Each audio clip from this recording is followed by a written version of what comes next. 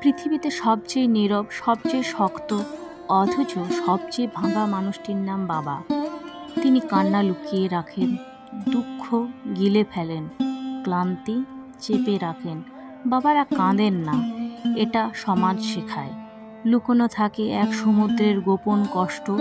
একজন বাবা সারা জীবন পরিশ্রম করেন পরিবারের জন্য, বিশেষ করে সন্তানের জন্য।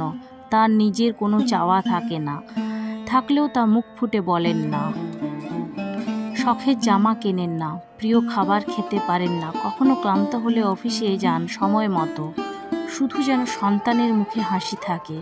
বাবার জীবনটা যেন একটা ছায়ার মতো। দিনের আলোয় দেখা যায় না, কিন্তু সূর্য ডোবার পর যখন অন্ধকার নামে তখন টের পাওয়া যায় সেই ছায়া কতটা আপন ছিল।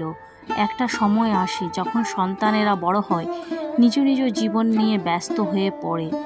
তখন অনেক বাবাই চুপচাপ হয়ে যান। তারা ফোন করেন না, শুধু অপেক্ষা করেন একটুখানি খবরে। রাতে খাবার টেবিলে বসে বলেন না, তোমার কথা খুব মনে পড়ে। শুধু চুপচাপ চেয়ে থাকেন খালি চেয়ারের দিকে। এই সমাজ মায়ের অনুভূতি নিয়ে অনেক কথা হয়, গল্প হয়, কবিতা লেখা হয়, কিন্তু বাবারা যেন চিরকালের উপেক্ষিত এক নায়ক।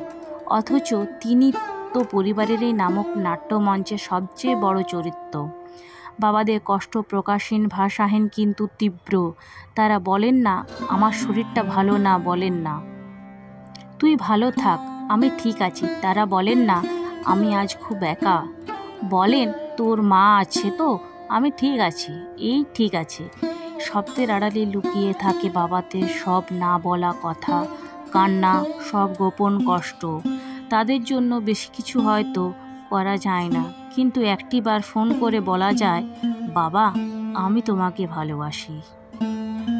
এই ছোট্ট কথাটায় হয়তো হয়ে উঠতে পারে তার সমস্ত কষ্টের বিদায়। ভালো থাকুন, সুস্থ থাকুন, সমস্ত বাবাদের সৃষ্টিকর্তা ভালো রাখুন।